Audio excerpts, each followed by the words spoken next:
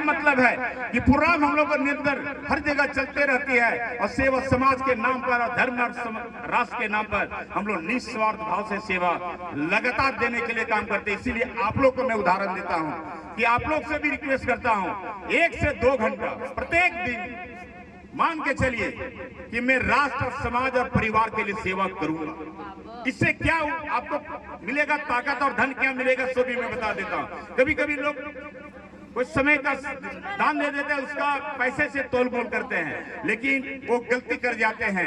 यदि आप 1 घंटा सेवा समाज के लिए देते हैं तो निश्चित है कि आप अपना मूल्यांकन यदि पैसे से कर पाते हैं तो फिर आप बेवकूफ बन जाते हैं। आप किस 1 से 2 घंटा यदि समय दान दिए तो आपका परिचय 1000 किलोमीटर दूर से हो। कितने दूर से? 1000 किलोमीटर दूर से कि वहां चले जाए, वहां पर एक बबलू मोदी है जो पंकज मोदी है, जो जाइएगा तो जरूर आपसे वहां पर जाकर के आपको मदद मिलेगा। लखनऊ में लड़ाई हो गई थी समिति में, हम लोग को स्पेशल बुलाया गया, सारे समिति को निदान किया गया वहां पर बैठ के। धर्मशाला नहीं बना हुआ था, लगातार वहां भूमि दान भी हुई, भूमि का पूजन भी हुआ। कहने मतलब है कि आप यदि 1-2 घंटा सेवा देते हैं तो निश्चित है कि आपकी एक ताकत ऊर्जा बनेगी। साथ में कहेंगे, अभी देख रहे हैं शादियां विवाह इतनी ज्यादा भी शादियां टूट रही है जो मैं क्या बोलूं। हमको लगता है सप्ताह में 2-3 को तो पंचायत भी करना पड़ जा रहा है आजकल, हमको समझ गए ना। और वो कोई रिश्ता तोड़ाने वाले भी एजेंट लगे हुए हैं, और क्या बोलते हैं इसको, रिश्ता जब बनाने की बात आता है तो सारे फंस जाते हैं। अभी मैं बता रहा हूं, 2-2 बच्चे की माँ और अपनी बच्चे को छोड़कर अपने मायके में बैठी हुई है और बोलती है कि अब मैं देखिए अब आ गया मुंह में तो मैं नाम ही बता देता हूँ। मरकच्चों का लड़का है और केसवारी की लड़की है जो तिलेम रह रही है। तो कहने मतलब वो बोलता है ना मरकच्चो जाएंगे, वो जाने मरकच्चो नहीं चाह रही है, और लड़का वाला कहता है मैं मरकच्चो ही रख सकता हूँ, दूसरे जगह मेरे पास ताकत नहीं। कहने मतलब है कि थोड़ा बर्दाश्त करो, रामायण भी देखा करो। सीता मैया ने कितना कष्ट सह करके भी परिवार चलाई, और इतने बड़े राजा घर की बेटी थी। मैं भैया लोग से भी कहूंगा कि आप लोग को ये रिश्ता तोड़वाने में समय कम दें, रिश्ता बनाने में ज्यादा दें। जहां तक मैंने जब अंतिम पड़ाव जब समझे नहीं जब बन रहा है तब अलग हो जाए तो अलग बात है, लेकिन प्रयास करें कि रिश्ता नहीं तोड़ना। अभी उदाहरण एक देता हूं, अभी गिरिडीह से ही ज्यादा लड़की जा रही है हर जगह। अभी एक दूसरे समाज का अभी घटना में ताजा बता रहा हूं, 3 दिन पहले या 5 दिन पहले की घटना है। एक दूसरे समाज से लगभग 50 की 60 हजार कमीशन देके शादी हुआ, और शादी तो हो गया। अब लड़की वाला बोली कि जो लड़की थी बोली अपने हस्बैंड से कि अभी हमारे घर में पूजा है तो पूजा में हमको जाना जरूरी है और हम ही रहेंगे तभी पूजा होगा। तो बोल क्या बात है? तो वो अपना फिर पिताजी से बात किया, पिताजी बोले कि बोले ऐसे बात है।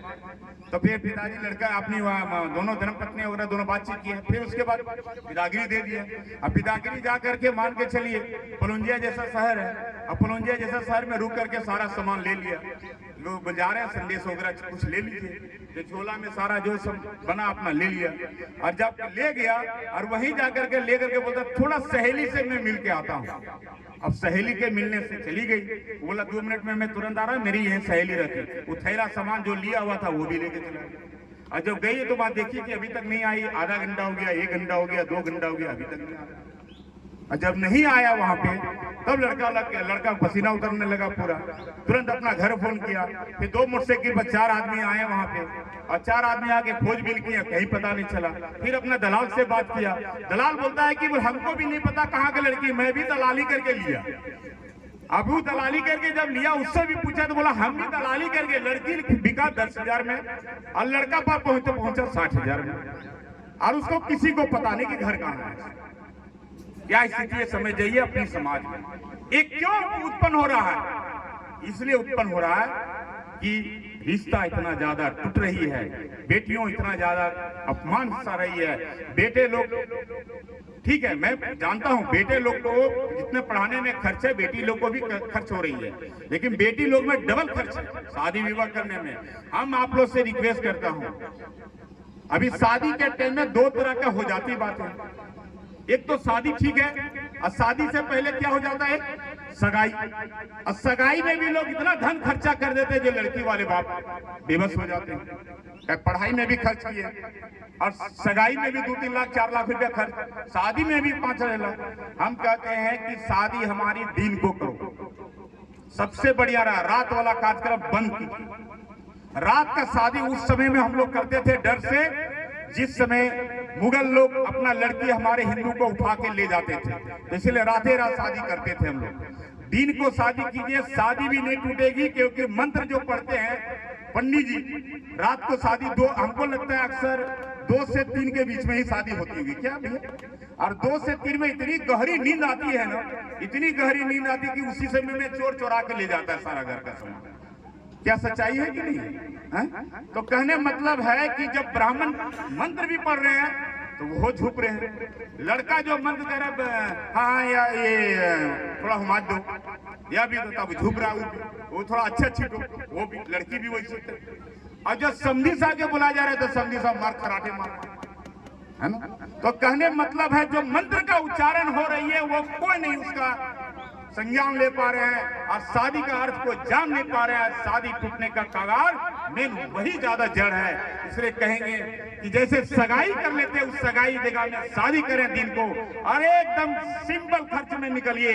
देखिएगा लड़की वाला भी एकदम ताज समझेगा, और लड़का वाला भी कहेगा मैं भी ताज समझता हूं। और उस घर में यदि एक घर भी टूट जाएगा तब हमें बोलिएगा कि वो घर रिश्ता टूटा। तो आप से मैं रिक्वेस्ट करने के लिए, मैं यही कहने के लिए आया हूं, और आप लोग को मैं यही कहूंगा कि बेटियों लोग को भी आत्मनिर्भर बनाइए। उसके लिए बताएगी सुषमा जी ने कैसे बेटियों लोग को आत्मनिर्भर बनाना है। इसीलिए मैं कहूँ, हो जाओ तैयार साथियों, हो जाओ तैयार। थोड़ा एक लाइन आप लोग भी दोहरा दीजिए, हो जाओ तैयार साथियों, हो जाओ तैयार। अगर समाज के काम न आए हो, अगर समाज के काम में आए तो जीवन बेकार। हो जाओ तैयार साथियों, हो जाओ तैयार, हो जाओ तैयार साथियों, हो जाओ तैयार। अगर राष्ट्र के काम में आए हो, अगर राष्ट्र के काम में आए तो जीवन बेकार। हो जाओ तैयार साथियों, हो जाओ तैयार। बोले भाई माता की वंदे। देखिए अभी तालियां बजाने के लिए बोल रहे थे ना, तो हम लोग कंजूसी मारते हैं। देखिए तालियां बजाने का राज भी आप लोग को मैं बता रहा हूँ।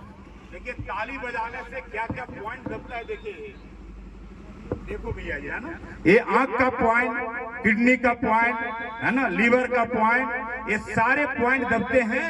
इसे तालियां जोर से मारने के लिए सीखिए, है ना। तालियां मारने से ही आपकी ऊर्जा और ताकत बनेगी। 3 बजे सुबह उठता हूँ, 3 घंटा अपने शरीर के लिए पसीना बहाता हूँ, और 24 घंटा बिंदास में जीता हूँ। किसी से कोई तरह का आलोचना जितना मिले, देखिए समाज के काम करने वाले हमारे जितने भी नाम लिया, पंकज जी, संजय जी, आलोचना आएगी। आलोचना से डरना नहीं है। निंदा उसी क्या होती है जो जिंदा है, मरे हुए व्यक्ति को क्या निंदा होगी। तो कहने मतलब घबराना नहीं है। आप लोग से ही आप लोग को कहने के लिए मैं कहूंगा कि सुबह योग जरूर कीजिए। अच्छा 4 बजे कौन कौन उठते हैं, जरा आप हाथ खड़ा कीजिए।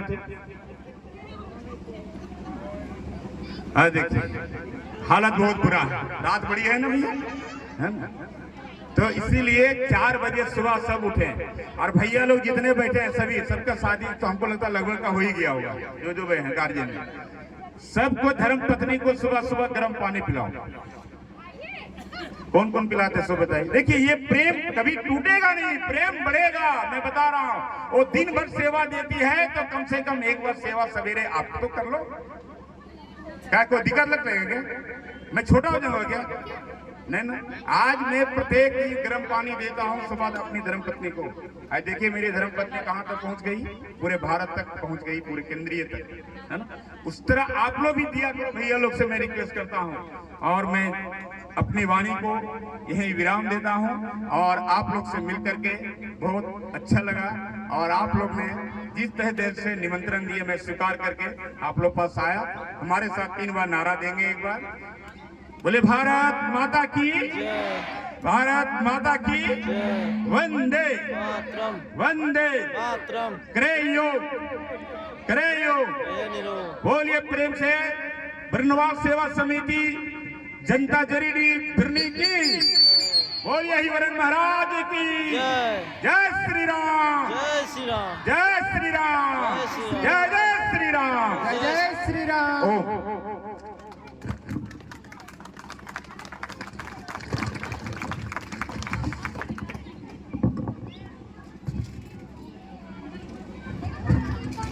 बहुत बहुत धन्यवाद हमारे मुख्य अतिथि का।